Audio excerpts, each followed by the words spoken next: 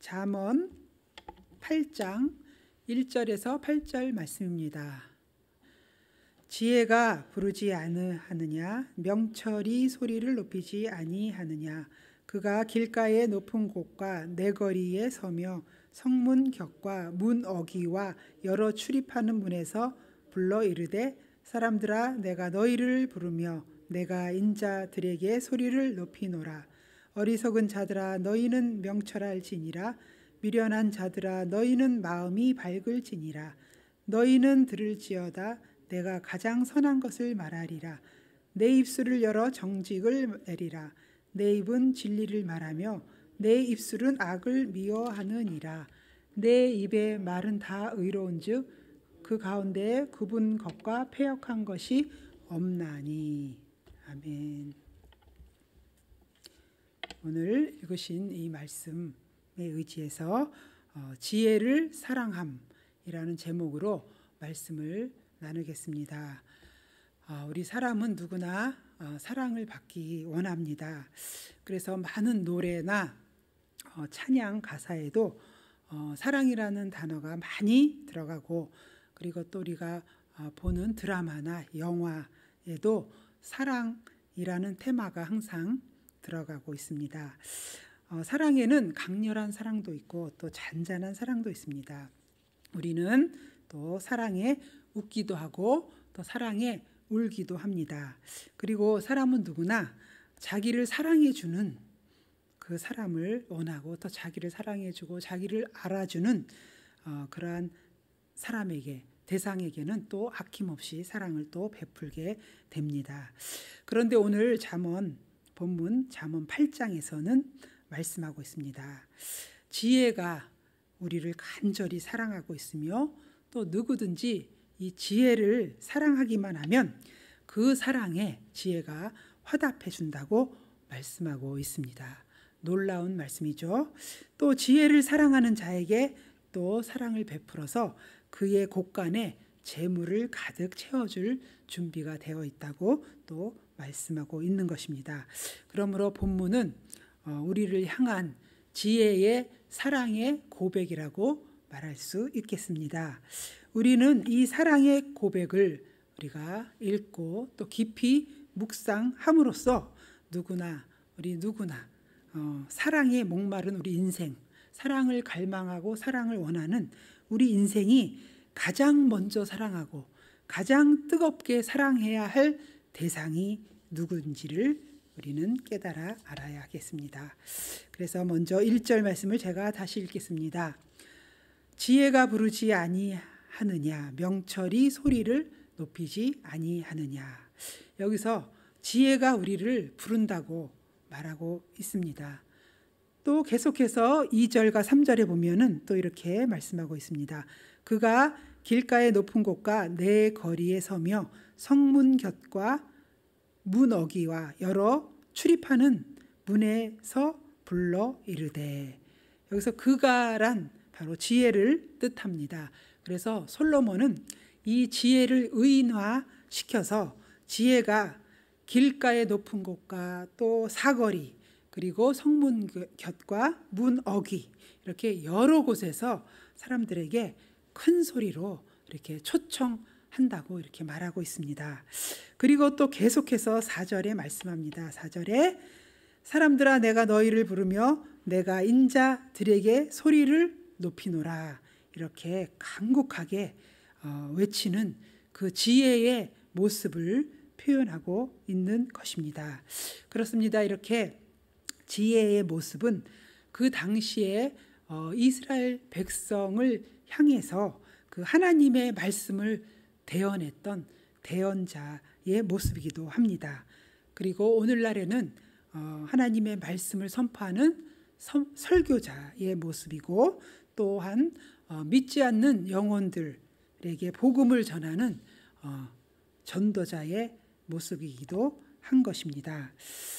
그런데 본문에서 지혜는 사람들이 많이 모인 곳을 찾아다니며 간절히 외쳤다고 말하고 있습니다.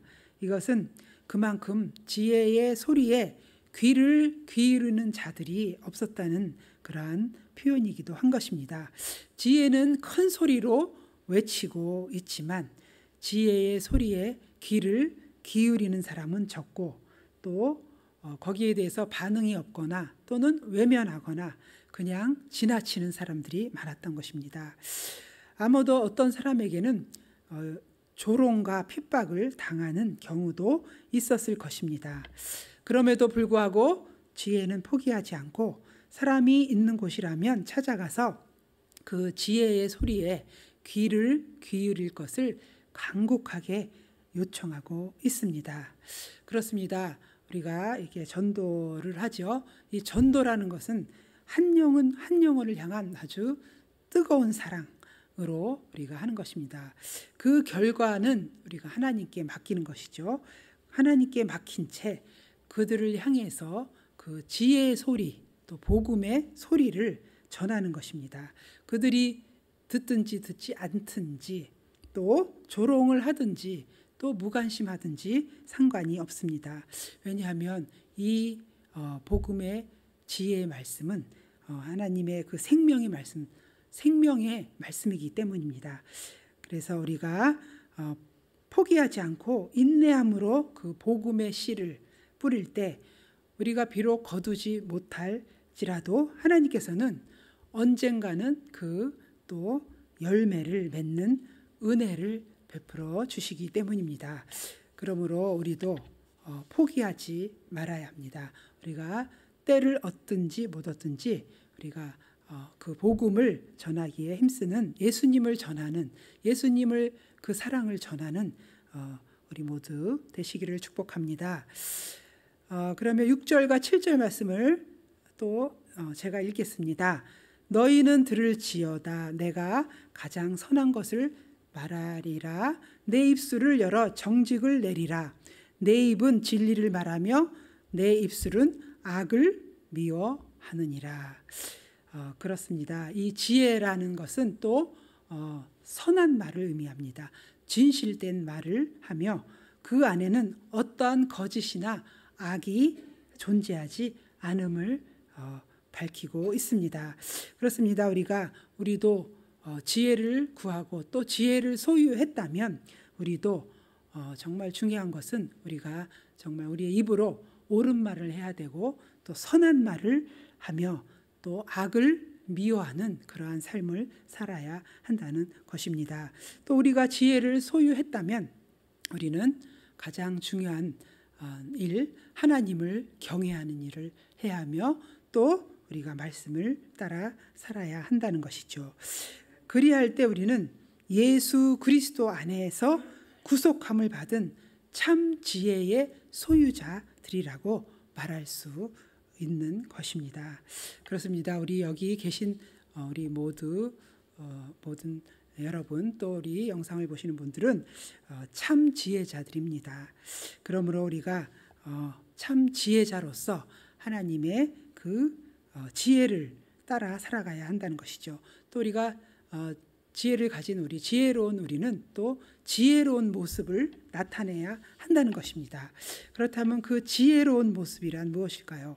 오늘 본문 말씀처럼 우리가 진실된 그리고 선한 말을 하며 악한 말을 하지 않는다는 것입니다. 그래서 우리가 무엇을 하든지 정말 하나님의 영광을 드러내면서 또 우리가 정직하고 진실한 그러한 삶을 살아감으로 우리가 서로에게 영향력을 끼치는 그런 우리 모두가 되어야 하겠습니다. 마지막으로 8절 말씀입니다. 8절 말씀. 내 입의 말은 다 의로운즉 그 가운데에 굽은 것과 패역한 것이 없나니. 여기서 다 의로운즉이라는 표현은 한치의 오류도 없이 완전하다는 말입니다. 완전하고 순전하다는 그런 의미입니다. 또 여기서 굽은 것과 패역한 것이라는 그런 패역한 것이 없다. 이 말 역시도 지혜의 그 완전함을 다시 한번 강조하고 있는 것입니다. 그런데 우리는 어떻습니까? 사람은 완전하지 못합니다. 우리는 불완전합니다. 사람은 누구나 그 어떠한 훌륭하고 정말 지식과 또 많은 권력을 가졌다 하더라도 그 누구도 완전한 사람은 없어요. 다 불완전합니다. 우리나라 속담에 이런 말이 있습니다. 원숭이도 나무에서 떨어질 때가 있다. 이 말 우리 어르신들은 다 기억하실 겁니다. 원숭이처럼 아무리 나무를 잘 타도 떨어질 때가 있다는 말입니다. 이것은 사람도 마찬가지라는 것입니다. 사람도 누구나 실수할 수밖에 없고 허물 많은 존재임을 교훈하는 말입니다. 얼마 전에 어떤 집사님께서 전화하셨습니다. 자신은 정말 열심히 살아가는 것 같고 자기가 생각해도 정말 열심히 살아가고 열심히 기도를 하고 열심히 성경도 읽는데 어떤 상황이 다가오면 넘어지고 또 넘어진다고 합니다. 그래서 어떻게 하면 좋겠냐고 물었습니다. 그렇습니다. 우리도 다 이렇게 비슷한 경험을 하며 살아가고 있습니다. 저도 마찬가지입니다. 우리는 다 열심히 신앙생활을 하고 있지만 자꾸 넘어진다는 것입니다. 그러나 저는 이렇게 말씀드리고 싶습니다. 넘어져도 괜찮다는 말씀을 드리고 싶습니다. 우리는 먼저 인간은 다 연약한 존재임을 우리가 먼저 받아들여야 돼요. 먼저 그것을 인정하는 것이 중요합니다. 그래서 우리가 연약하고 죄인인 것을 우리가 받아들이고 그것을 인정해야 합니다. 그리고 넘어지면 다시 일어나면 됩니다. 우리가 넘어지는 것을 이상하게 생각할 필요가 없다는 것입니다. 넘어지면 우리가 예수님의 이름을 붙들고 일어나면 되기 때문입니다. 왜냐하면 예수님의 이름에는 능력이 있기 때문입니다. 그렇습니다. 우리는 넘어지면 우리가 겁먹지 말고 놀라지 말고 예수님의 이름을 붙들고 우리는 일어나야 하는 것입니다.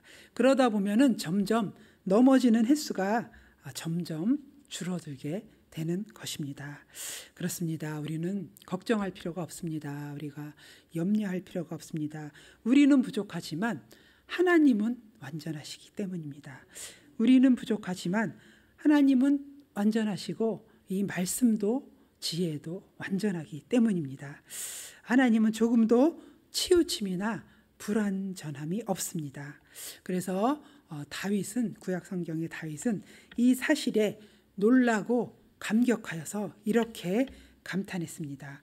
시편 12편 6절 말씀입니다. 시편 12편 6절 말씀. 야훼의 말씀은 순결함이여 흙 도간 위에 7번 단련한 은 같도다. 그렇습니다. 우리가 연약한 우리, 부족한 우리가 흔들리지 않고 넘어지지 않기 위해서는 우리는 이 완전하신 하나님의 말씀을 붙들고 그리고 그 말씀만을 의지해야 합니다. 그래서 우리가 말씀을 읽고 또 그 지혜를 우리가 사랑하는 자가 되어야 하는 것입니다. 그래서 우리가 말씀을 사랑할 때 그 말씀이 우리를 붙잡고 우리를 지켜주시기 때문입니다. 아멘. 그러면 말씀을 정리하겠습니다. 하나님의 지혜는 세상의 지혜와는 다르고 영원하고 귀한 생명입니다. 생명의 말씀입니다. 그 말씀은 진실하여서 이 세상의 그 어떤 보화, 금은 보화, 또 그 다이아몬드, 또 루비, 그 어떤 보화보다도 귀하다는 것입니다. 그래서 우리는 그 지혜를 사모해야 합니다. 그 지혜를 사랑해야 합니다. 그래서 오늘 잠언 8장의 17절 말씀에 말씀하고 있습니다. 우리 다 같이 읽겠습니다. 잠언 8장 17절 말씀입니다. 나를 사랑하는 자가 나의 사랑을 입으며 나를 간절히 찾는 자가 나를 만날 것이니라. 아멘. 그렇습니다. 오늘도 우리는 하나님을 사랑하며 또 하나님을 간절히 찾음으로 그분의 그 놀라운 지혜를 다 충만히 소유하는 저와 여러분 되시기를 간절히 소원합니다.